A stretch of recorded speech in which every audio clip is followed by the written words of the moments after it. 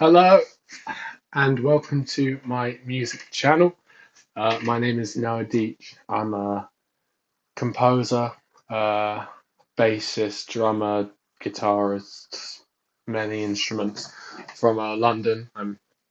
As of recording this, I'm 17, so in the process of applying for unis and stuff like that. Um, Music means quite a bit to me, as you'll learn through this video. Uh, Something that's kind of taken over my life, and I've been spending like millions and millions and millions of hours like composing and performing and stuff. I mainly play the drums, that's my main instrument, but I also play a few other things: piano, bass, guitar, aforementioned, violin, saxophone. And as far as my music listening goes, I do listen to quite a bit of music. You can't see behind the screen, but I have lots of music posters up there. My bed's right there, so I get to look at them every night, which is perfect. So basically, I wake up looking at music and go to sleep listening to it, which is the lifestyle to be in my opinion. Um, so as far as listening to music goes, it really depends on the day. Uh, because I could wake up and want to listen to classical, and the next day I could wake up and want to listen to jazz fusion. It's completely up to what my mind is thinking and my kind of emotional state at the time. Um, and yeah, so it plays a big part in my life. It plays a big part in emotions I feel, the people who I'm friends with, the connections I make with other people. I've spent hours and hours of my life arguing with people about what albums are better than which, and what composers are better than which ones, and why this matters and why this is less kind of prominent than this. I was having an argument with my mate a few days ago about this statement that kind of rap isn't music, and I was kind of like, well, rap is music, and this is why, and this is why, and this is why. So yeah, I mean, I have lots of these conversations with people, um, and yeah, so basically that's my whole life is doing music and arguing with people essentially. And one of the best forms of me listening to music, and I do listen to streaming. I mean, I've got headphones here, I've got Apple Music, I don't use Spotify. Uh, I like to listen to music physically. I just have a lot more enjoyment from it. I have a CD collection, which I might show in another video, but the most prominent way that I listen to music in general is through records, through vinyl. I've been doing so for a few years now. I'd say I probably have been doing it around 3 years. Um, so yeah, that is my main kind of output of listening. I just always kind of find a very big solace in kind of dropping the needle down and listening to the crackle and then listening to the record all the way through. There's sort of about streaming. It's always when I'm listening to an album and I kind of go on the artist page, try and look at related artists, and just like that, I'm distracted. It's the thing about the digital age that I can't stand. It's the fact that we're always getting distracted by these like notification things. Especially when I'm listening to music, I get a text from someone, I have to read it. It's not my fault. I'm like a zombie to the system. Um, that's just it's just my stupid analysis of it. But anyway, I was gonna take you through my record collection because it's gotten quite expansive over uh, the past few years, and um, I definitely have collected quite a few things. Some are quite rare. So I have a main pile of stuff where I have most of my records, and then I have the box, the silver box of I call it the silver box of majesty, which is where my creme de la creme favorite albums are. I was going to do a separate video on my favorite albums, so you'll get basically a brief glimpse of my favorite ones here. I wanted to go through every record in my collection. I have a unique experience with every single album in there. Every single one. I can remember the first time I listened to it. I can remember the last time I listened to it. I don't know why. That's just something that I have with music, which I love. Although I don't probably can't recollect some of it. Yeah. Anyway, without further ado, I'll start with my classical pile, which used to be a lot bigger, because I used to go through a massive, massive, massive classical phase like a few years ago. And although I still listen to it, like I'm not nearly as into it as I was. I was basically only listening to classical. It's kind of weird. I don't know. I like it. I liked it. Let's start with this. Giannini, Chicago Symphony Orchestra, Mahler 9. Probably my favorite piece of music of all time. Doesn't matter what album I find and what album takes me aback. This will always remain my favorite symphony of all time. Actually, maybe it's tied. It's tied with another record that will be in here soon. This helped me out of many horrible situations. This symphony is about death. It's about Mahler's death, and it's about kind of the struggle between life and death. Starts with a heartbeat, as Leonard Bernstein says. Starts with a faltering heartbeat, and the bass is duh, ba, bum. According to him, and I quote, is how a heartbeat should not go. There's a great documentary on it called Four Ways to Say Farewell, which is fantastic. This is the Giannini Chicago version, which isn't my favorite. My favorite actually is Bernstein with Concertgebouw that he did in 1975. I don't know.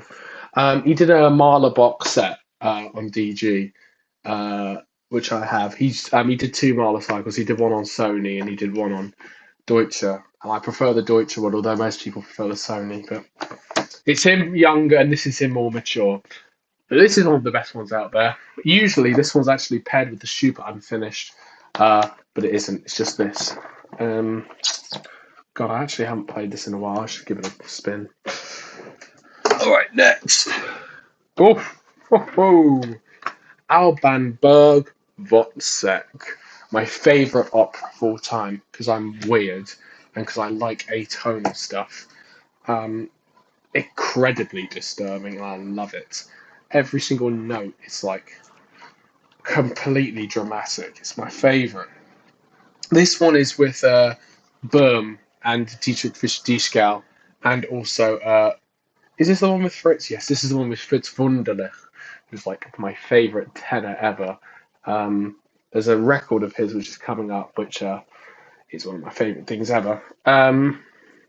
This Wozzeck is my favourite out there. Other notable versions is the Abado version on Deutsche Grammophon, and there's the film version, which was really good as well. But this one's really good. Evelyn Lear as well.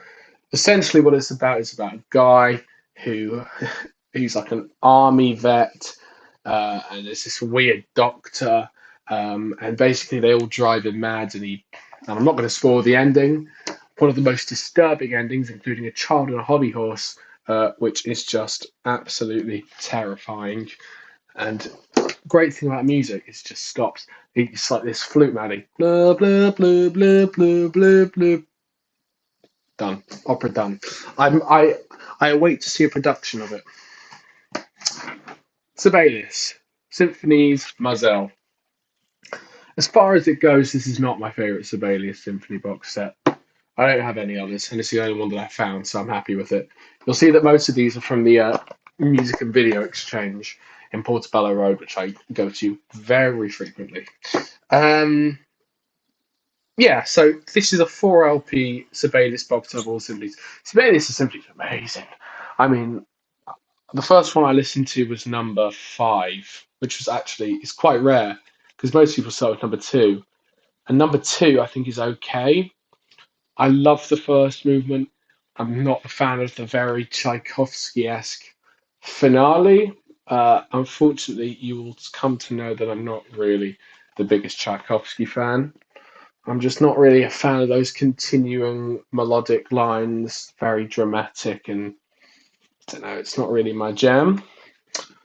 This is with the Vienna Phil and Mazel. Best version, I think, is Karajan's pretty good. Surprisingly, the Ashkenazi one I'm very close to. Ashkenazi did one with Philharmonia, which is very good. But this one, so as far as Sibelius Symphony goes, it's just something so absolutely Scandinavian about them. Like completely transports me to Finland. Uh, and he had synesthesia, so he was like completely obsessed with colours. He said that his seventh, which is in C major, is like the greenest one, and the other one is the bluest one. And Ralph Vaughan Williams said that Sibelius like makes a C major sound as like most notes like C major as possible, something like that. Whatever he was saying, I love the seventh. The seventh is stunning, absolutely stunning. One movement work incredibly influential. Um, I'm a fan of the first. The fourth is brilliant. No, sorry, not the fourth. The sixth. The sixth in D minor is really good. My favorite will always be the fifth. I remember the first time I listened to it was in a concert hall. That's the first time I heard Sibelius in general, and then I streamed it. I'm such a big fan of the ending of the first movement with those strings, like it's just these rising arpeggios, like complete tidal wave. It's absolutely amazing. Just sweeps you back. You'll see my Deutsche Grammophon bias soon because I'm pulling out another one. Oh, I love this one. Mahler 5, Karajan. 1975, Christa Ludwig also doing Kindertotenlieder, which I listen to less. I prefer Wuckert. But, oh my god. So Karajan only did Mahler.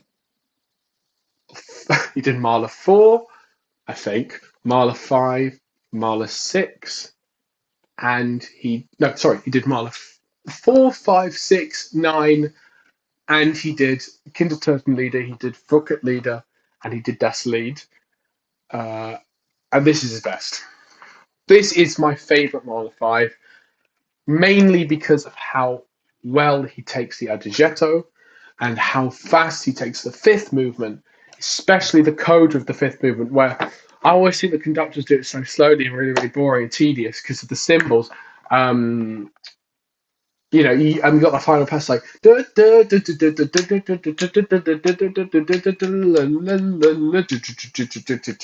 so I guess it's okay. He goes it's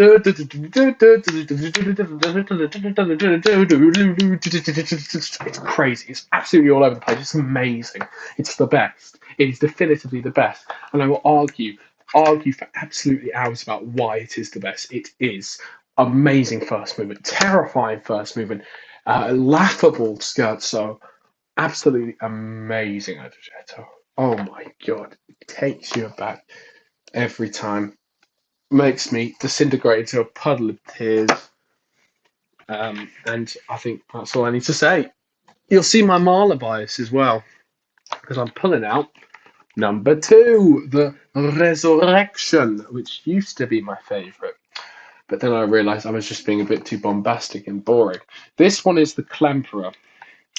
The Klemperer Concertgebouw, which is the wrong one. The best one is the best one is the Klemperer with the the Philharmonia. I think he's with Philharmonia.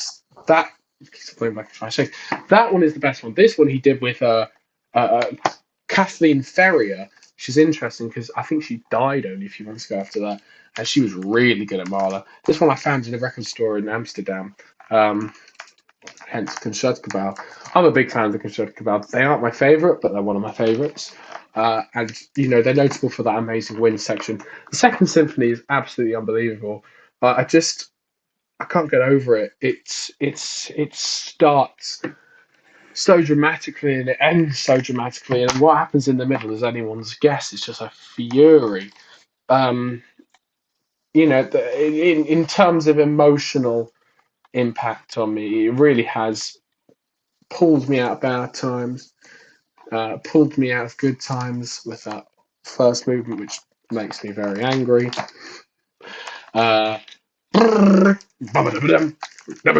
Crazy, absolutely mad. Marlowe is my favorite composer. He will always be my favorite composer. I'll be a poser and I'd say he's my favorite. I don't care what anyone says. And as far as it comes, this is one of my favorite symphonies of all time.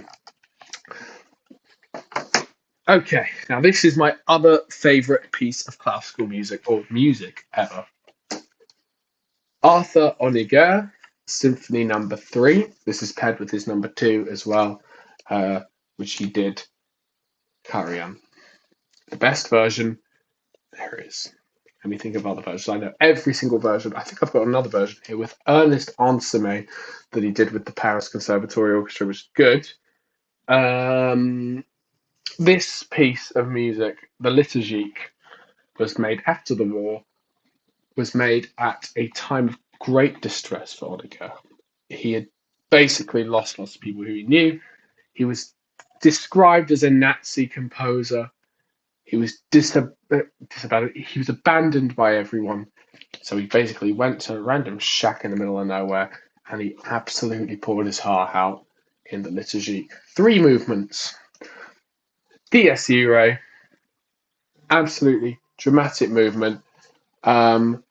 Basically, just signaling the end of time. He starts with this absolutely terrifying phrase in these strings, like it's like absolutely ferocious. You can't. It's amazing. It pulls you right in, and then drums you bam, boom, bam, bam, boom. It's like these massive bombs. I'm a big fan of those bombs. There's one other composer who does it. I don't know if I actually have any of his records. He's in my top 5 favorite composers ever. That's Shostakovich. He has that a lot in his music, especially like his 11th and his 7th and his 10th. They all have that bomb that you usually do with the low brass. I use it a lot in my compositions. Perez had it as well. He's very good at that. About the second movement, I think. The De Profundis Clamavi, where he was kind of where Honegger is basically throwing long lines of like string melodies, and it works with this massive, massive, massive, massive, massive climax. Do do do do. Do, do, do, do, do, do, do, do, do, do, do. It's absolutely heartbreaking. It's like you can feel his pain. You can feel the pain in Marlowe 9. You can feel the pain in a lot of his other symphonies, Marlowe, and same with Shostakovich. Same with a lot of composers, actually. You can feel the pain in Honegger's music more than anything, in my opinion. And the third movement is the Dona Nobis Pashem, which is the most popular of the 3, where it's basically the biggest death march of all time with this crazy theme. Ba ba ba ba ba ba ba ba ba ba ba ba ba ba ba ba ba ba ba ba. Crazy. Oh, it's just it's crazy. And it works itself up to this massive probably one of the biggest climaxes I've ever heard in any piece of music ever, apart from Mahler 2, which has that massive climax in the 5th movement, but and also the 3rd movement.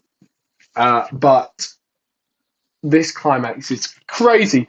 It's the crazy cluster chord full of minor seconds. It's like crazy. It comes out and then it fizzles out. And then what happens? You think it's over, it is not. Gentle, horrifically bleak passage for the last 3 minutes. I can't explain it. It's so genius. It basically what happens is the music itself self-destructs, implodes in a massive plume of flames, and what's left is the remains, the bare bones of music itself, where what Onega is doing is just carrying the music along this very soft stream with these beautiful little songbirds played by the piccolo and the flute just kind of dotted in there, kind of flying away. And then there's a little solo violin. Probably the biggest influence in my composition ever.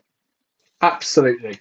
When it comes to the in the first movement, the massive climax in the second movement, and the self destruct of the third movement, it's the best. Actually, it is the best. I'm telling you, it's my favorite piece of classical music ever. It's also Twin Number Two, which I love. I love that third movement.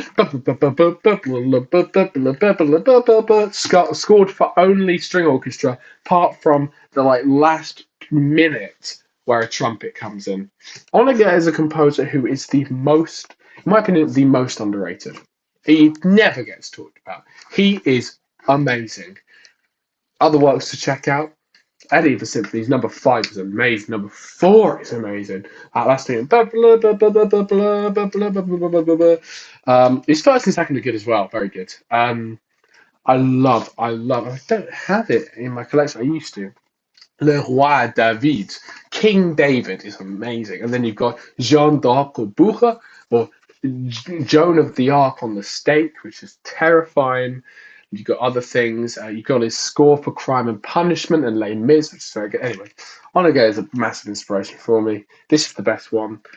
The other one that I would accept is the Mravinsky one, which is also amazing because he gets that Russian orchestra to play like if they don't play right, they'll go in the gulag. That's why. My second favourite composer is Maurice Ravel. Incredibly different to Mahler, but in the same period. Impressionist composer, fascinated with kids' fairy tales, and this is a double LP that focuses on his two. Is it double LP? I think it is. If not, they're stuck together. Are they stuck together? Shows I have not opened it for a while. Lauren Mazel doing L'Enfant Sortilège and Le Espagnol. Um, so Le Espagnol, I think, is a good opera. They're both operas. Le Espagnol is good. It's a comedic opera. L'Enfant les Sortilèges is a masterpiece. With with the text is by Colette, which I think is really cool. Is it Colette? Yeah, it's Colette. It's amazing, magical. Makes you feel like a very very small kid again. And I think that the last 3 minutes of that opera, it almost makes me emotional thinking about it. There's another Maurice Ravel piece. I don't know if I have it. I'll talk about it anyway. But first, the last 3 minutes of the piece basically is where the kid. So it's about a kid. He's basically very naughty, and I think he gets sent to this mystical world of teacups. And Ravel just goes amazing with the orchestration. He's the world's best orchestrator. There's absolutely no question about it. No composer ever comes close to Ravel in terms of orchestration. And I will argue about that for ages. So he basically goes through different styles of music, from gamelan music to Chinese folk music, with the cat Kesaful Mayong, it's called. Wah, wah, wah, wah, wah, wah, wah, wah. It's amazing, amazing. And then you've got the fire and the Chinese cup and the sofa. And we got the owl squirrel, yeah. You got the clock, that's really cool. The teacup, foxtrot is also a little sweet as part of it. And then there's the ending where the boy basically kind of comes back to reality, and all the characters come together and say he's a good boy. He's not a bad boy. He's good. C'est le bon enfant, I think, or c'est le bon garçon. And it just ends with this beautiful little phrase where the mother comes in at the end of the final moments of the play, and he goes, "Mama," and then he faints. So sad. I love it. Oh, oh, oh. Prokofiev 5. Prokofiev 5. Ba ba ba ba. Whoosh. This is Ormandy in Philly. So if there was any conductor or any orchestra that I would pick as my favorite, it would be Ormandy and it would be Philly. He's my favorite conductor ever. No chance about it. And why? Because of that flipping string section. Oh, you can't beat it. You can't beat it. I dare you to try. It's the best orchestra ever. They're still good. They're not as good as they used to be. Yannick Nézet-Séguin is okay. Um, Ormandy was the best. Ormandy and Stokowski. You can make an argument for Stokowski, but Ormandy was amazing. Ormandy Prokofiev 5 is not his best, although I love it and I can't get my hands on the best one, which is Karajan. Karajan is the best, bar none. Just because of that first movement and the way that he treats my favourite instrument in the orchestra is the tam tam. I'm a bit like that music critic Dave Hurwitz. It's because I'm a percussionist. Tam tam is the best instrument in the orchestra apart from violin. This is an amazing piece of music, composed in times of war. He Prokofiev died the same day as Stalin. Interesting little fact. Symphony Number 5 is a piece in four movements with that amazing andante, and then there are two movements which are good. And the Adagio's got this beautiful little, this amazing theme, and it goes to this Giacoso movement, this comedic little sarcastic march at the end. It just goes crazy. Very influential for me, especially when I composed my first symphony a few years ago. That was certainly something. Prokofiev 5. Oh, George Sell conducts Wagner. Cleveland and Sell. The Ring, Siegfried Ride Journey, Ride of the Valkyries, Magic Fire Music. It's a great disc. It's a great record. I also have it on disc. It's probably one of the best Wagner records. Am I a fan of Wagner? Yeah, he's okay. Um, I'd say my favourite thing he's done is the prelude to Tristan and Isolde. I think is in my top 5 pieces of classical music ever. And I'm a big fan of this because it's got some highlights from The Ring, because I can't be bothered to listen to the 14 hours, let alone watch it. Okay. Martinu Symphony Number 4 with Volta Vella. Volta Vella. Walter Weller, whatever you call him. And Liverpool. This is actually the best Martinu 4 that there is. What to say about this? I mean, I love Martinu. He's again one of the most underrated composers ever. I'm trying to actually remember it. It's been a while since I've listened to it. Yeah, I'm a big fan of that Largo. It's as far as Martinu goes, I'm probably biggest fan of his first and his fifth. I'd say are my favourites. Which I think I own the fifth. It's a great symphony. That's all I can really say. Sorry. Nielsen 4. Nielsen 4, the best Nielsen symphony is indistinguishable. This is the best version with Jean Martinon. It suffers from a horrible thing where it takes a break before the finale. It goes blum, it goes bum bum bum bum bum bum bum. It's great symphony. Really, really cool. Really, really dramatic. Nielsen was a genius, and as far people say it's not his best. People say it's like number 5 or number 3. It's the best one. Come on. It's got the best finale ever. The battle between the timpani. There's even a timpani glissando in it. Oh, very cool. Oh, Christ. Wrong way. Oh, my God. More Martinu. This one is Vaqueras, the best version of this, with the double concerto. Now, this is something that I can talk about. Wow, that's a World War II piece of music to end all World War II pieces of music. Wow, that's a piece. Starts with, so it's for two-string orchestras. Two-string orchestras, like they go wild in the first movement, and then in the Largo they play these chords. Bow, bow, bow, bow, bow. It's crazy. It's massive, and then the third movement's also crazy. I guess it's been a while since I've listened to these. I haven't listened to any of the other pieces on this list. Fresco di Piero della Francesca. Um, I do listen to the Dumping Show pretty frequently though. Oh, oh, this is a cracker.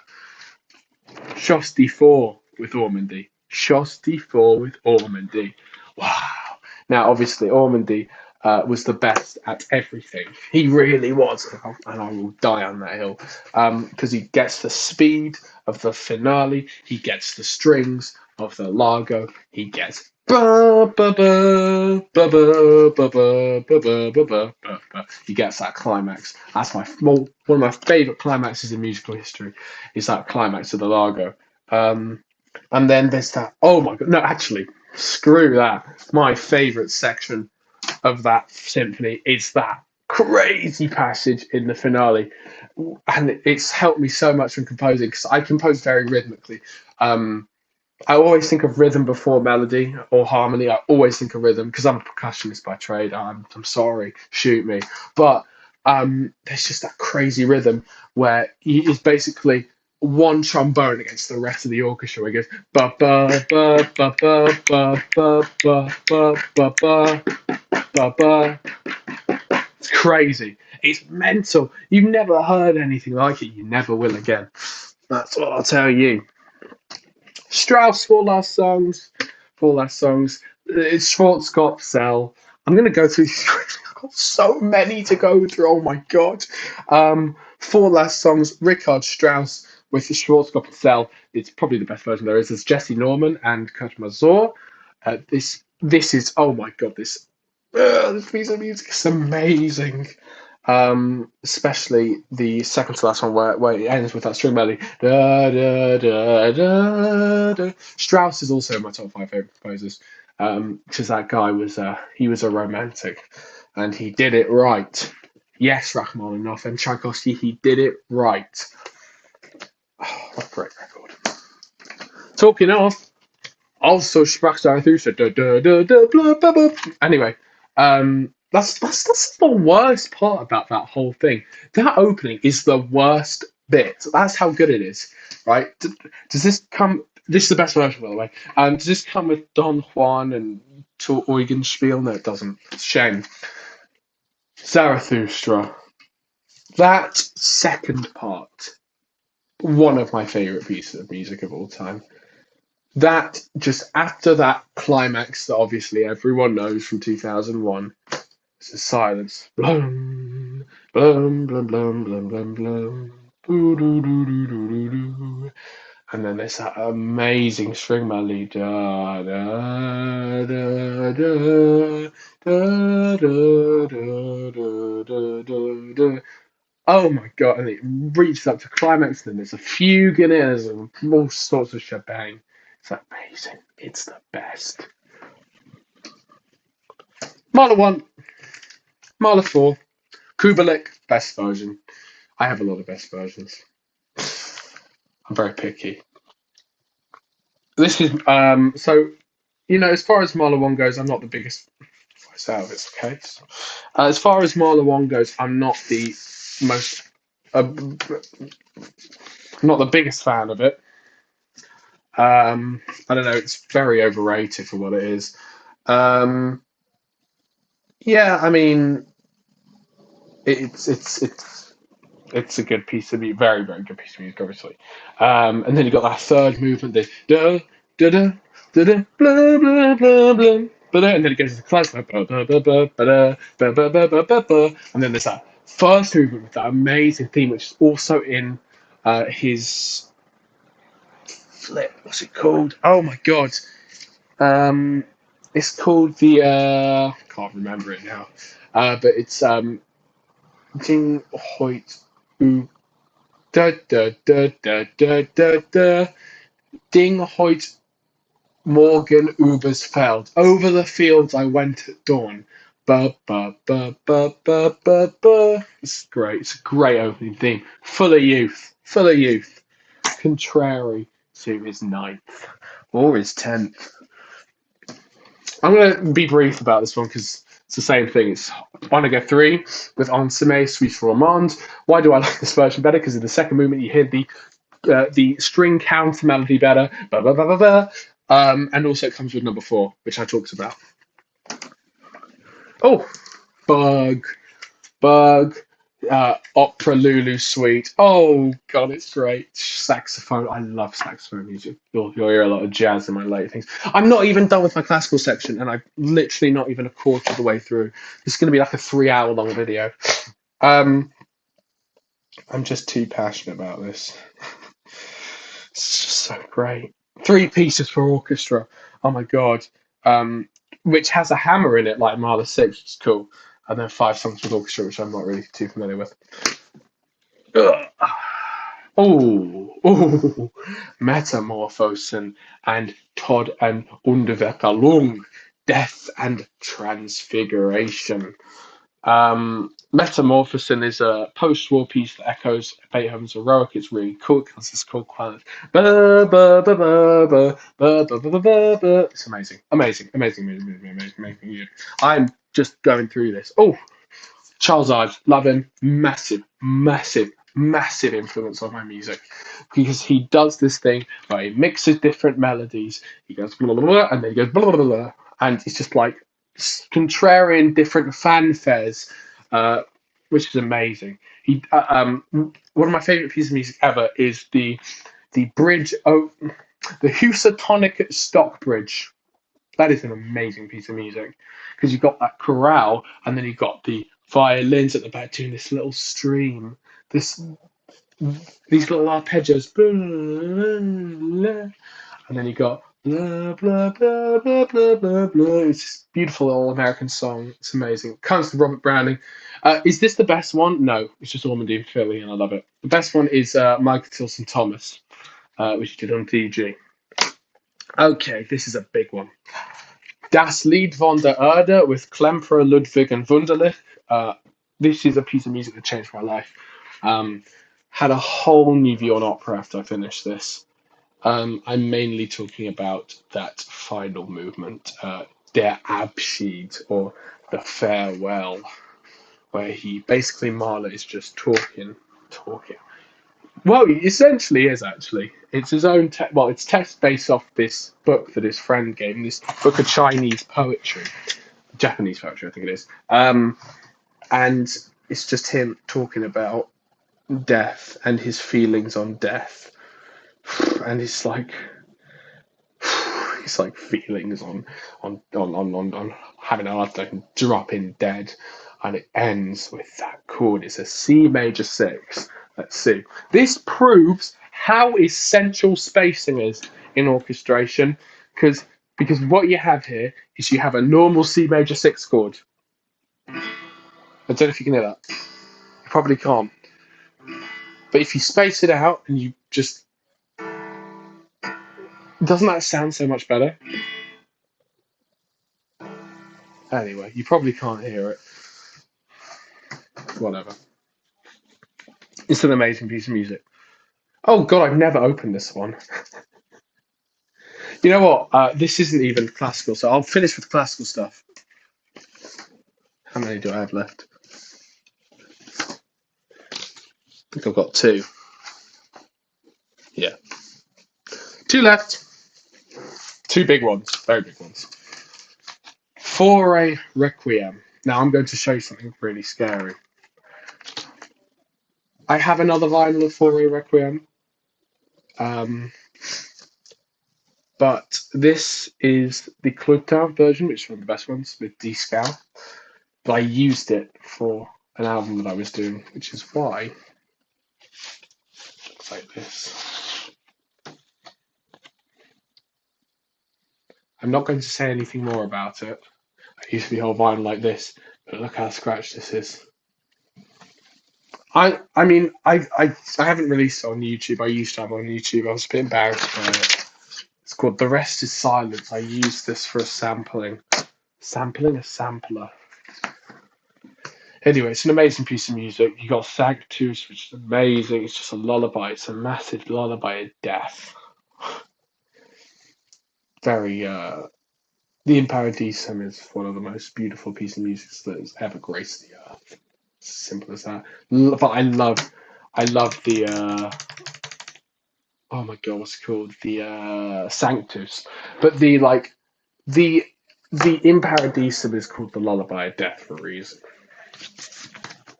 Last one is Seiji Ozawa Schoenberg Gura Leader. Oh my god, one of my favorite pieces of music ever. Have I even finished it? A full run through of it? Probably not. It's amazing though. So Gura Leader is one of my all time favorites, and this one's the best one because it's got James McCracken, Jesse Norman, Tatiana Triarmos, and Werner Klemperer, who's Otto Klemperer's son, which is really cool. And it's got Seiji Ozawa, who's one of the best, of the best, of the best. And this is with Tanglewood and Boston. Yeah, amazing record. Amazing record. You got a live performance of it on YouTube as well. It's really, really cool. That's classical. Done. Now onto the like 9/10 of my collection to go. All right. Oh my god, that's too much. That's too much. I'll try and whiz through these. Some of these I care about less. That's horrible. Some of the Garfunkel Greatest Hits is something that my mum got for me in Brighton.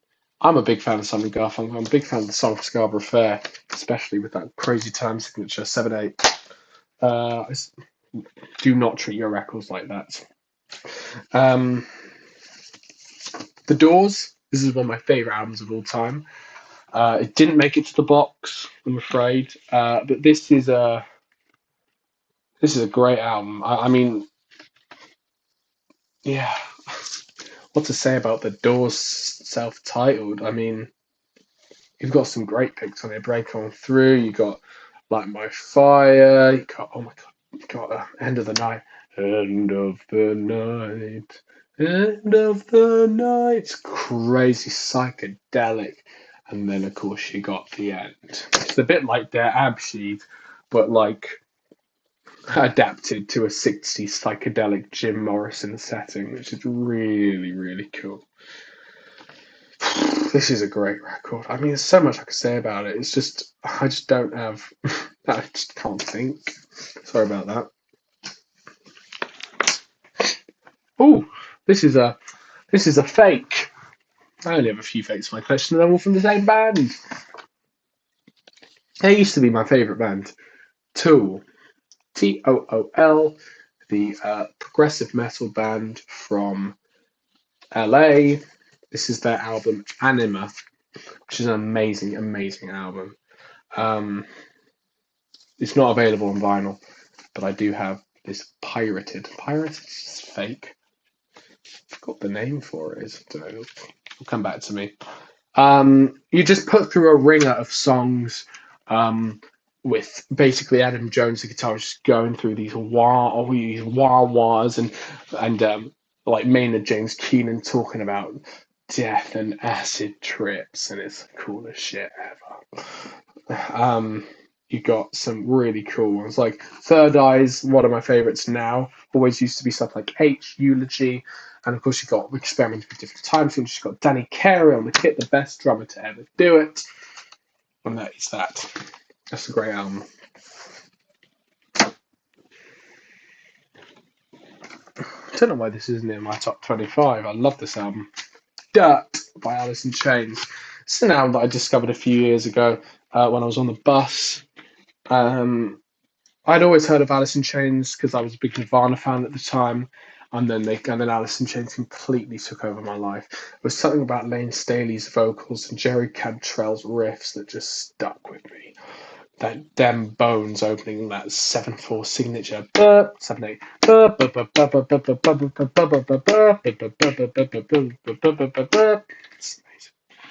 You got some great picks in there. You got Rooster. You've got Angry Chair. Sitting in an angry chair. And then you go down the hole, which is very sad about addiction, about struggling with addiction. His love a drug or is the drug love is what Lane Staley is trying to answer. And then you've got Wood, which is just you I aspire to write a bass riff as catchy as wood. Bum, bum, bum, bum, bum, bum, bum, bum, bum, bum, bum, bum, bum, bum, bum. But it's so simple as well. Bum, bum, bum, bum, bum, bum, bum, bum, bum, bum, bum, dum, bum, bum, bum, bum, bum, bum. Whoa. And then you got like chorus. Wow, wow, wow, wow.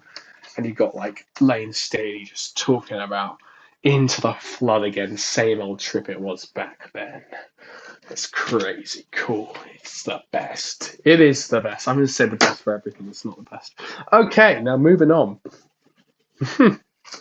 Miles Davis Bitches Brew is the album that got me into jazz. I was transitioning from my classical phase, trying to find something new. I was bored, incredibly bored. And I was just like, well, let's try this. Let's try this album, which I've heard is great. And from Pharaoh's Dance with that opening drum, I'm transfixed. There's something about Miles Davis's writing here which is just different to his other albums. I've got Kinda Blue, which we'll get to later, but Bitches Brew is just a sonic experience which you'll never have again. It's got a lineup. It's got the lineup to end all lineups apart from Kinda Blue, which is better, which we'll talk about. But we got like John McLaughlin, we got like Chick Corea. I think Herbie's on this one. I think. I'm probably wrong. Well, if Chick Corea's on that one, then how's Herbie on that one? Wait, isn't Chick Corea a guitarist? I don't know. Anyway, you got some great picks on here. My favourite is Pharaoh's Dance. Will always be Pharaoh's Dance because it's a killer opening. You've got Spanish Dance, John McLaughlin. Miles Mode is not on there, no. And then you've got the title track, British Brew.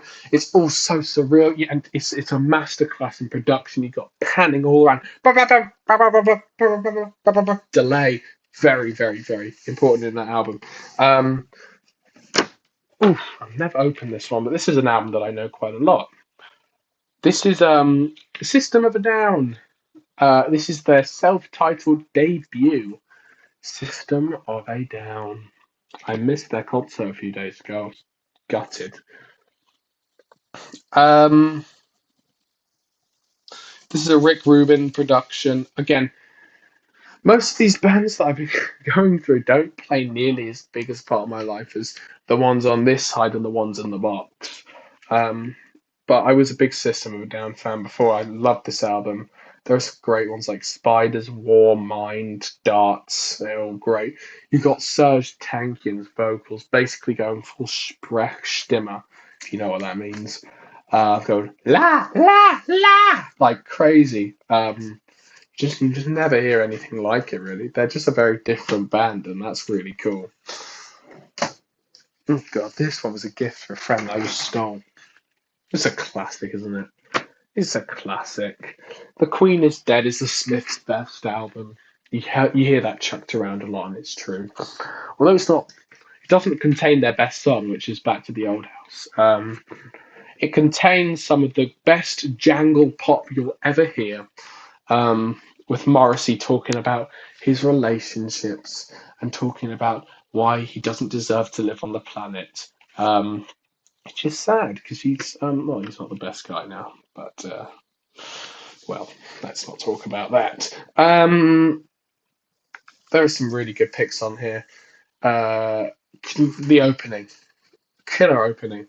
Frankly, Mr. Shankly, I know it's over. Of course, you've got it's just the best, just one of the best ever songs. There is a light that never goes out. It's just so inspiring, really. God, what's the name of the guitarist? Why can't I remember the guitarist? Why can't I remember the name? Johnny Marr, isn't it? It is Johnny Marr. And then you've got basically my favourite track on the album.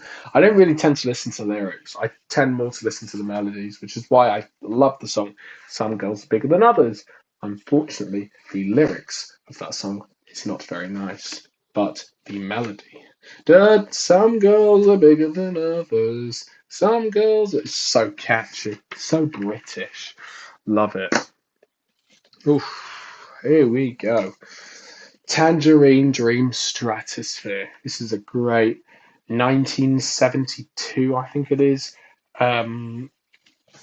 album by Tangerine Dream, who I'm seeing later this year. Unfortunately, none of the members, like the original founding members, exist anymore. Well, they're not dead, but they basically left, and some of them have died. Anyway, Stratosphere is really cool because it blends guitar with these really early examples of krautrock electronic stuff that Kraftwerk was just getting into at the time. Autobahn, and an album that we're going to get to soon, which is in my top 25. It's up there as well. Love it. But Stratosphere is really, really cool. It's actually not my favorite Tangerine Dream album. I think I've got it somewhere there. But it's definitely a really cool album. It's got a really cool progression. Uh, and the opening track, which is around 11 minutes long, is unbelievable. You've got these really cool bow bow bow bow bow bow bow bow bow bow bow bow bow bow bow bow bow. It's fantastic. It is fantastic. Oof, this is something to talk about. Some rap songs by Earl Sweatshirt, which is a hip hop album which really does amazingly represent a shattered psyche or heartbreak or growing up in a disturbed home. Earl Sweatshirt is his bars on here, his instrumentals all deal with kind of the idea of being so young and experiencing fate, experiencing depression. And the great thing about Earl Sweatshirt is that we've managed to see him progress from this very depressed teenager to this very happy dad now in his 30s and married. It's beautiful. Um, but this is a memoir of a really dark time. He said in this, I think, if I can remember correctly, I think it's like I fell to the bottom and this is what I found. Or I reached the bottom and this is what I found. And there's just some great instrumentals on this, like at the Mint or on the way. And my favorite track on this is Akuza, Azuka, pedal to the metal. It's awesome, amazing. It's just so creative the way Earl uses his samples throughout his career. Blending those really soulful tunes and adding such depressing lyrics to them. It's different now because he had very positive lyrics with him. In his last album, Live, Laugh, Love, he's talking about why it's so important to live. In this one, he's talking about why it's so important to die. There's nothing as rewarding as seeing Earl's progression, and this is just a staple. This is a benchmark album. It's amazing. You see him going absolutely like from the first kind of track on the Shattered Dreams, got him talking about um, just kind of dealing with things with backed by this amazing instrumental. But dreams, boom, boom, boom. This is hip hop music nearly at its finest. It's not my favorite hip hop album, but this is a really, really strong, strong album. Very profound. Oh, oh, oh, oh. My God, what an album. Slow Riot, the New Zero Canada EP by Godspeed You Black Emperor, one of my favorite bands ever. That is their record back there. Lift your skinny fists like antennas to heaven. You can't see the cover behind the slipcase, but this is Slow Riot for New Zero Canada, which is basically their first ever release. 1997 it was. There's two tracks on this only, Moya and BBF3. Um, Godspeed You Black Emperor is one of my biggest inspirations for my music now. Why? So them and Swans, we're going to get to Swans later because they are big. Swans are my favourite band ever. I'll just put it right there. Godspeed You Black Emperor are amazing at giving you a sonic experience that you'll never forget. An experience where it's just this ensemble of extremely talented musicians throwing ideas at each other. They're very political, very outspoken. They've taken their music off Spotify. This is the reason why we want them back, this EP. Moya is a track that builds and builds and builds and builds. starting with a massive double bass riff and ends in complete desolation. And they use a lot of audio. They use a lot of kind of samples in their music, as in spoken word interviews from people, which they use a lot in the second track, BBF3, which stands for, I can tell you. BBF3 is my favorite of the album, although Moya is usually considered the best. BBF3 is basically them working up this another massive climax, but a cooler climax. Starts with this very political commentary from this guy talking about why they'd arrest him, but they'll never get him to stop him spewing out his political views. It can be taken as jargon. It can be. Sometimes I think of it as silly and kind of pretentious, but as far as the actual music, if we go past that spoken word, you've got some of the best music you've ever heard. Um, and there's really not much else to say about it. Oh, yes. This is our first jazz we've had, Bitch Spray. John Coltrane, my favourite things. This is a lovely Japanese pressing of it, which I got. There's just something about John Coltrane, and I'm wearing his t-shirt here, that makes him my favourite jazz artist of all time, along with others, which I don't think I actually own my other favourite jazz artist a record by him. Pharoah Sanders is my other favourite, but John Coltrane, from his bringing up in the army to his absolute interstellar rise by this record and his transition into the avant-garde, he shines in this record. Not so much on the second side. Oh, I love the second side. It's just that first side. Like, there's only two tracks on it, but there's only one track that really stands out here. That's the title track, My Favorite Things. I did a whole presentation on this, a whole 20-minute long presentation on this one song.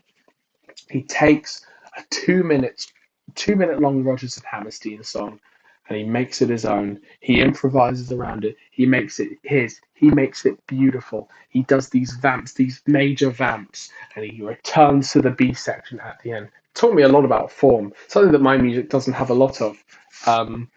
My music lacks form a lot, and that's one of my main problems. But this form is A. Try that on for size. That is amazing. Oof. The first punk album to ever exist. 1973, Iggy and the Stooges, Raw Power. I had the Bowie mix of this as well, but then I got the original, which is really cool.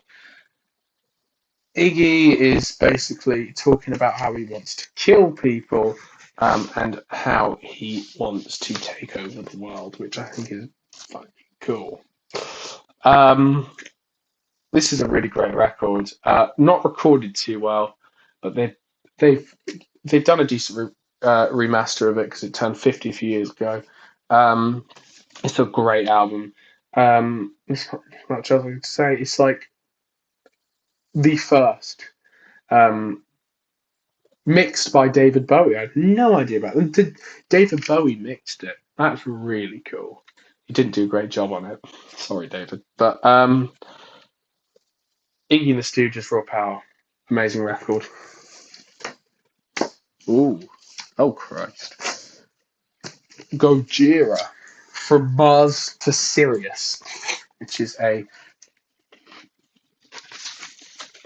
double. This is an official release, actually. This is their best album, Gojira, one of my favourite metal bands. French, Mario Duplantier. You've got brothers Mario and Joe, and you've got the crazy bassist who's really happy all the time, and you've got that back guitarist Christian something, I forgot his name. From Master Series is an album about saving the planet. It's pretty cool. It's an album about love for people and the planet. And it's got some of the most killer riffs out there. And as far as a drumming record goes, this is one of the best of all time. You've got amazing use of the double bass pedal on tracks like The Heaviest Matter of the Universe. We go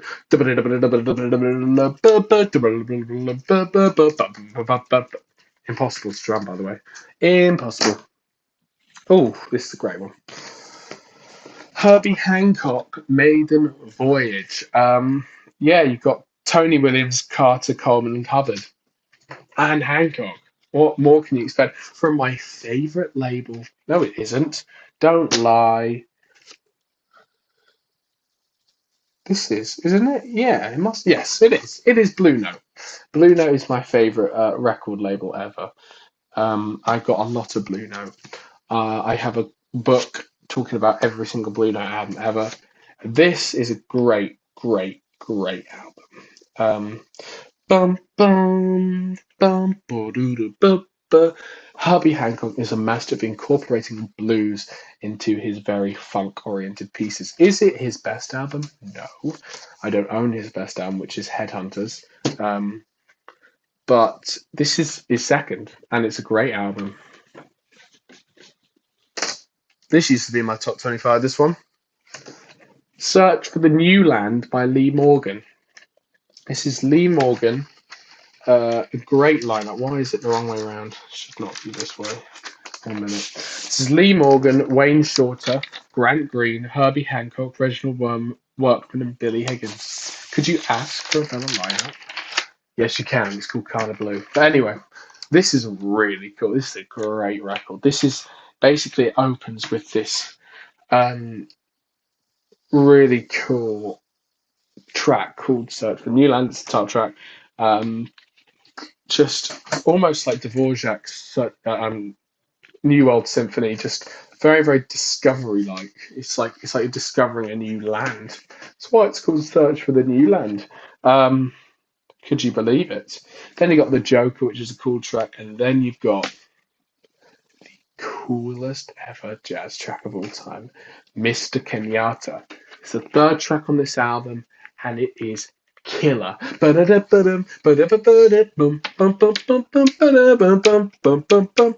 it so cool? Because it uses this really cool little arpeggio, but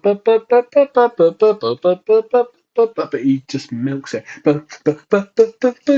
It's rhythmic and cool and snappy. It's great to go to gym with, actually. And then you've got the coolest saxophone solo ever by Wayne Shorter on that track.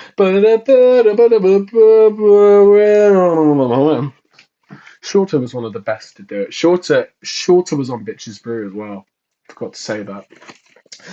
Rest in peace, Wayne Shorter. It was very sad what happened to Lee Morgan. Shot by his wife, wasn't it? Was he shot by his wife? I think he was shot by his wife. This is just a great album. Oh, this is a good one. It's Alfredo 2. I couldn't get Alfredo. It's out of print. Just a bummer. So I got the second best Alfredo, which is really cool. It's The Alchemist and Freddie Gibbs. Their little hip-hop album duo thing, which is very, very sweet. Got Freddie Gibbs' Coke rap. Is it Gibbs's best album? No. Is it The Alchemist's best album? No. Is it a great record? Yes. As far as it goes, though, it pales in comparison to the original Alfredo, but I love it. I love some of the instrumentals on this, like 1995. You've got almost some kind of like Beatles-esque vocals in the sample, like la la la la la. It's like almost like I'm listening to the Beatles in reverse. It's really cool. And then you got Ensalada, which is obviously like ensalada. You like how many things can you rhyme ensalada with? It's a lotta. Cool.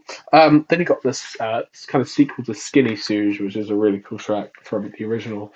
But he almost outdoes the instrumental, which, by the way, the instrumental for Skinny Suge, give that man, the Alchemist, a round of applause for that.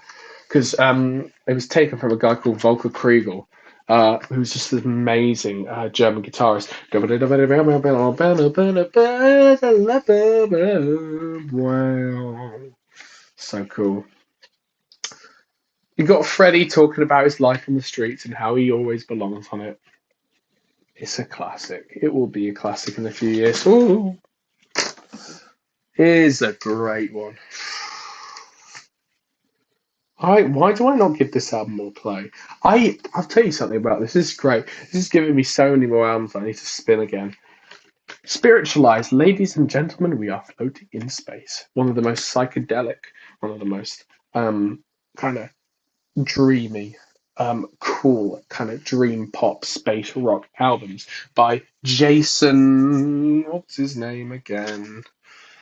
Well, he's under the name Spiritualized here. He was originally part of Spaceman 3, which is a nice psychedelic duo. Then he kind of went off and he made this banger, Ladies and Gentlemen Floating Space. It's got a great opening, some great tracks in between the opening and closing, with an absolute stellar track called Cop Shoot Cop, where he basically is so influential on my music, where he basically starts with this very cool bass with boom, boom, boom, boom, boom, boom, boom. It's almost like come together. But over time, he evolves that riff. He evolves it. He puts more lines of guitar over it. He puts some drums over it, and it basically does the same thing as Arthur Honegger's third symphony does. It explodes. It disintegrates into this mess of saxophones and bass. It's just like all over the place in the mix, right, left, center. He did a great version of it live at the Royal Albert Hall, which is really cool. I highly recommend that album. Oh no, and there's a random classical one in here. Prokofiev 6, Ormandy. It's a great record. There's not much I can say about this. It's great finale. It never ends. It never ends right though. It ends unresolved. It's supposed to be suppressed by war. Here's another System record. This is Hypnotize. Why don't they ask the kids at Tiananmen Square? It's a great record. Always very close to me. As far as his series goes of Mesmerize and Hypnotize, it always used to be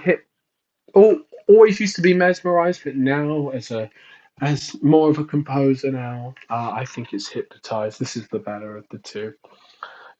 He talks about political situations in Armenia. He talks about life. He talks about death. Who else talks about life and love? Deftones. This is probably their best album. Recently sold around the White Pony, and Koi no Yokan. This is Around the Fur by Deftones. I think my most streamed artist of 2022.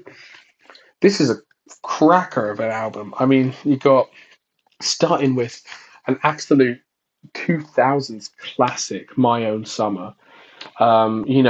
Blending in rap, blending in shoegaze, and blending in new metal is always a great little combo. A little Limp Bizkit, but better. I'm a big fan of Limp Bizkit. Then you got Latvia, which is my favorite because of that amazing chorus. Save your boredom, where, and then you got Die the Flu. And then you've got Be Quiet and Drive. That is an absolute cracker of a song. Down, wow, wow, wow, boom, boom, boom, boom, boom, boom, boom.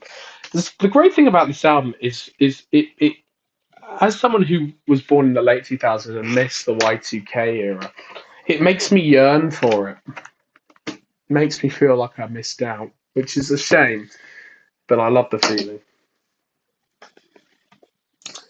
Liz 4, Led Zeppel's 4.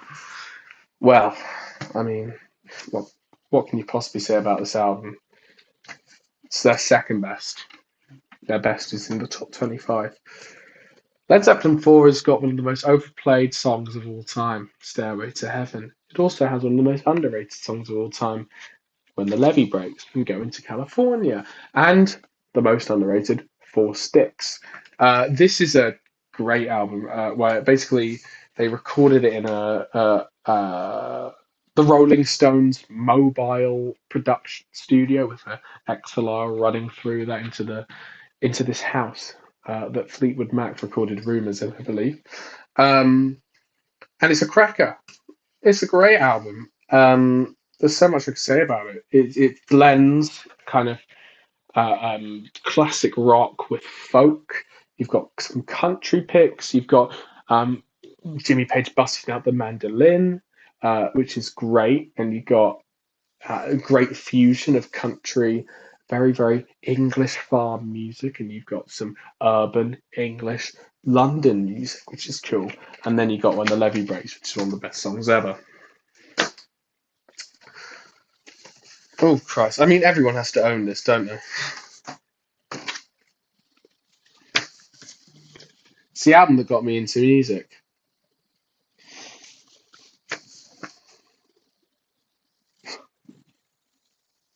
What else can I say? I've got a lot to thank this album for. People say it's overrated. People say it's overhated. People say it's even underrated for, well, it is the album of all time. Come on. I've heard, I've had arguments. I've lost friends who have said that this is a great album. I don't care what people say. Sure, it might be a little overrated, but it got me into music, and I have that to thank it for. It's not even Floyd's best. That's a good point, but it is sure up there. You've got some great picks. You've got a beautiful flow. It doesn't stop. It always keep on going. Alan Parsons doing the mixing for this, introducing synthesizers into music. Very important. Very influential album, especially for stuff like electronic music. Yeah, Eclipse, Brain Damage, Us and Them is. Got Dick Parry on saxophone, which he comes back for their best record in 1975. And now I'm going to whiz through these three. They're all basically very similar. They're all Tool albums. You have Undertow, you've got 10,000 Fear Inoculum, and you've got 10,000 Days. These are the other three Tool albums that I really like. I'm not going to say much about them because I've really not heard them for a very long while. But they're really good. So now we're getting to my pile. So I took these out because I've got so many. I took these out into three piles. Got the classical, got the stuff that I haven't played for a while, and I've got the stuff that I've played very recently. And we're starting with the stuff that I played the most recently. So I have these fresh in my mind. Oh, this is a great album. This is Black Metal by Dean Blunt. Dean Blunt is a Hackney-based music extraordinaire. He goes under many names: Blue Iverson, Dean Blunt. He's famous for the duo Hype Williams as well. This is his 2014 album Black Metal, which is a beautiful fusion of a kind of shoegazy elements and the classic Dean Blunt fusion of kind of pop and sort of psychedelic elements. This is a genre known it's not black metal actually. It's known as hypnagogic pop, which is very dreamy, tape hissed pop. Is it pop music? Not really. It's great. He works with a vocalist here called Joanne Robertson, who's really great in this, especially in the song 300, where you've got her talking about over my shoulder, and we've got Dean, who isn't the best vocalist. He isn't great, but there's just something about his delivery that makes it so sweet. I'm dying to meet ya, but everybody says I'm wrong. Oh, it's great. Very fresh in my memory, this album. I only bought it a few weeks ago. Talking about something else that I bought a few weeks ago. We have What a Trick's Point Never's Tranquilizer. This is a great album, and the way that he samples on this is killer. Because you got basically him essentially like taking sample packs from Internet Archive and literally destroying them, recreating them, and mixing them. It is so cool, and you've just never heard anything like it. I mean, there's no melody. If you come in here expecting melodies, don't, because you're not going to find any. But it's such a cool sonic experience, Absolutely amazing. Very psychedelic. Um, Very, very cool. Amazing electronic album. Only released last year. One of his best. One of his most overlooked. Didn't even get that much of a thing, because Lopatin, One Trick's Point Never, Daniel Lopatin, he works for the Safdie films. His Mighty Supreme score last year was phenomenal. I thought that was a really amazing score, blending kind of choral elements with organs and samples and synths. Killer. Oof, this is a great one. The Campfire Head Phase by Boards of Canada. Now, Boards of Canada is one of my favourite artists out there. They have a way of making me nostalgic about a time that I never lived in. The 90s, the late 80s, the VHS era. And this is one of their best. This is more guitar dominated. They're an IDM duo from Glasgow, now living in Canada. But they uh, they really go crazy on this one. I mean, it's great because you got picks like Dave and Cowell, and I say go crazy, they don't go crazy.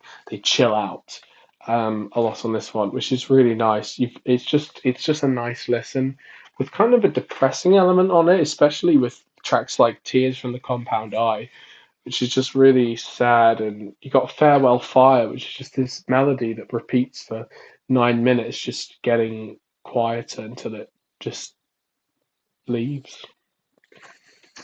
It's a sad ending to a great album. Oof. Lateralis by Tool. This is their best album. This used to be my favourite album of all time and got kicked out of my top 25 last week. I'm sorry, Lateralis. I just. It's definitely one of the coolest records I own. It's a picture disc. I got it for a lot of money. Uh, it's really cool. And I'll tell you what, it's a great album. It really is. It's Tool at their best, 2001. And it's basically them. It's just not lyrically, but it's just like in terms of the musical content on it, you got just Danny Carey going crazy, you got Maynard James Keenan spitting bar after bar, and you got basically some of the coolest guitar music ever. Like Schism, which is actually bass. Justin Chancellor's a genius.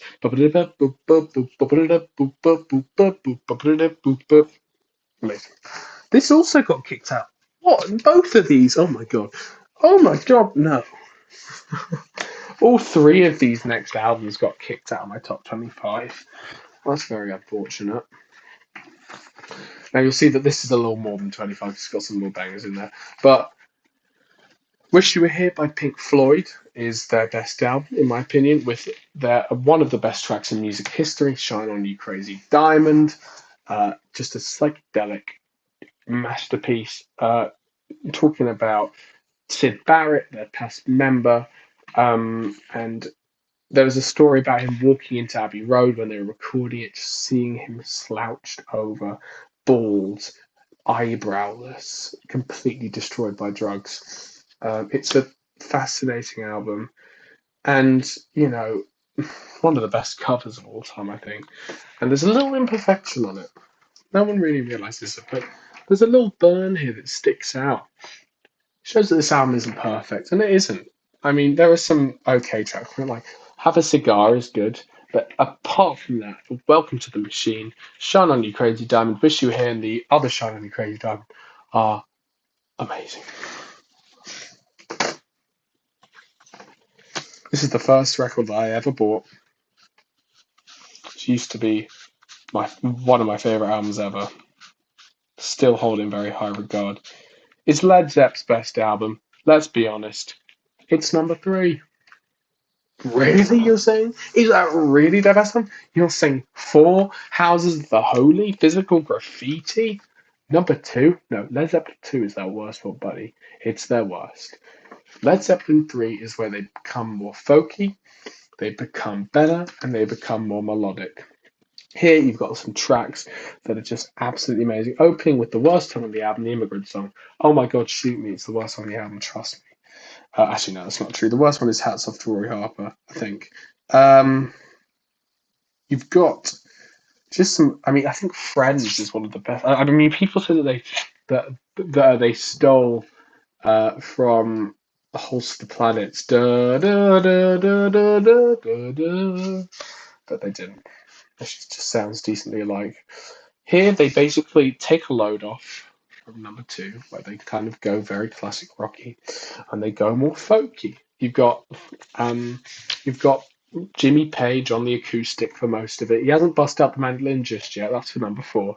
You've got Plant taking a back seat. You've got John Paul Jones just quietly on the bass, and you've got John Bonham just with some bongos at times. You've got some really great tracks like Tangerine. That's a great Tangerine, Tangerine. They're essentially campfire songs. They're really nice. Some of them, all of them. Let's be honest. They're all just really cool. This is a heavy hitter. This one. I don't. What, I'm gonna put it back into my top. I mean, I've been looking for this record for ages, and then they re-released it, reissued it for the 25th anniversary. Jar of Flies by Alice in Chains. God, it's a heavy hitter. Starting with Rotten Apple, which is just one of the most amazing guitar riffs ever. Ba-ba-ba-ba-dum-bum. Hey, no, no, no, innocence is over, all over her. And then this Nutshell, which is, I mean, lots of people know it is one of the most depressing songs ever. We chase misprinted lies. I find this pathway all alone. No one to cry to, no place to call home. This is Lane Staley just literally talking to the listener about his life as a drug addict, as someone who's had his heart broken a lot. And it is just a masterpiece, really. I mean, there's not much else to say. It's just the progression of the album from its extremely dark opening and its extremely nice closing, which I don't think should have been the last. I think the last track on the album should have been Don't Follow, but they instead swing on this. Mouth, then I heard a voice, which is a really jolly track to end on from that absolutely depressing ending of Rotten Apple in Nutshell.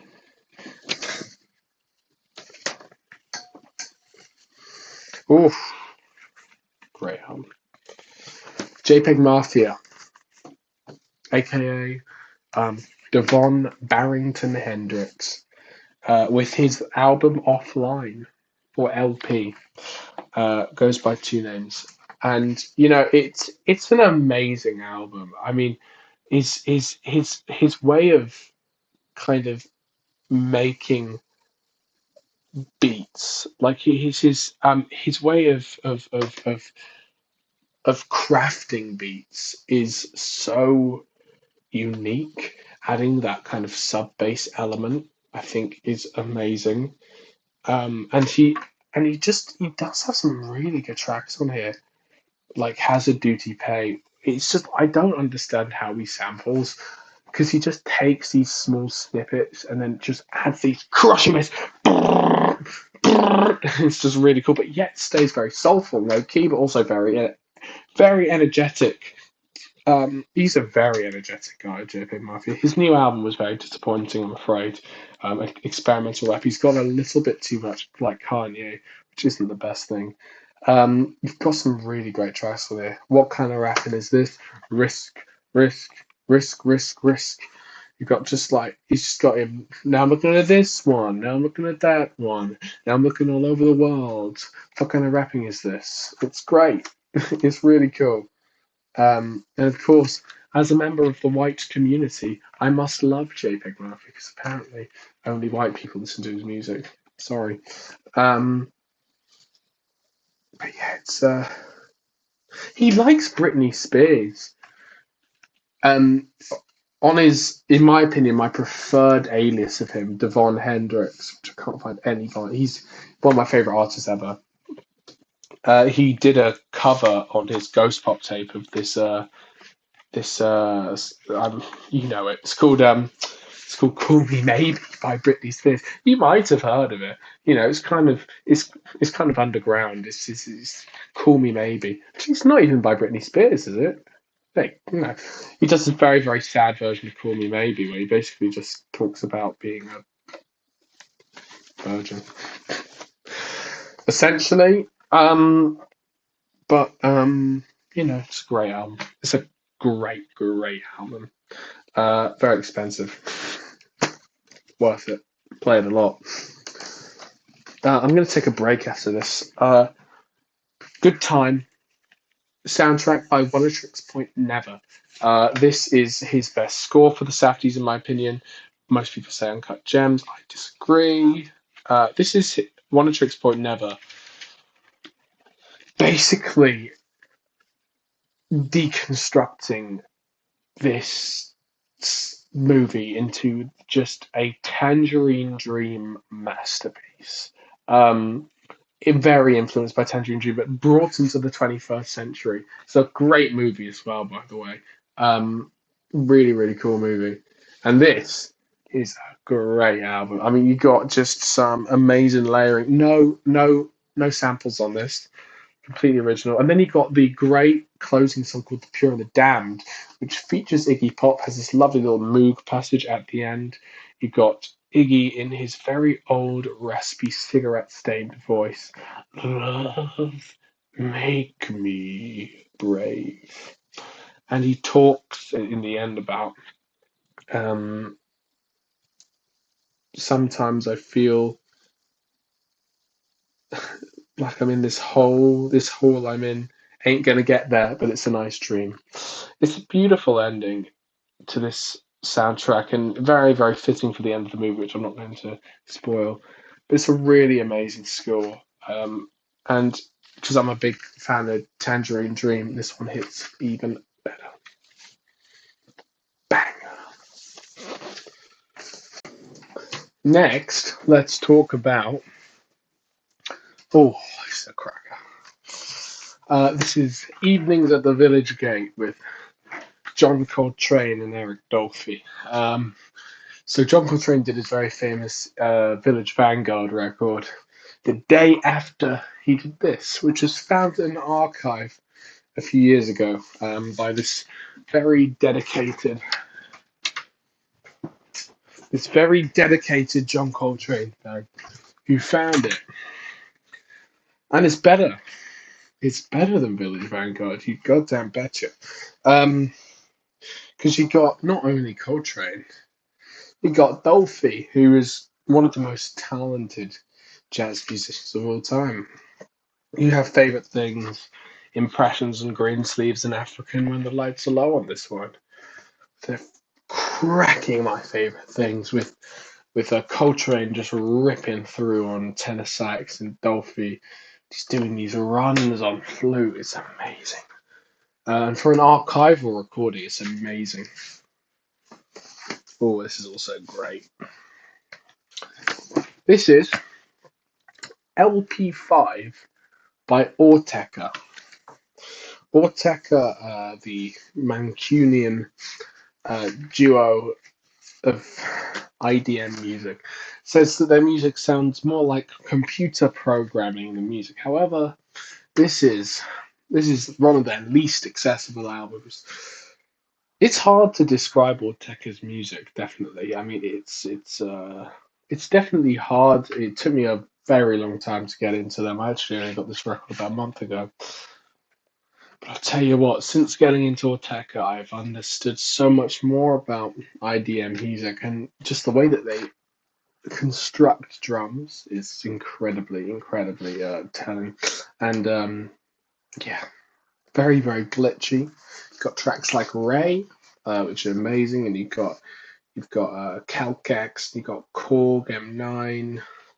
Just got the duo just completely ravaging.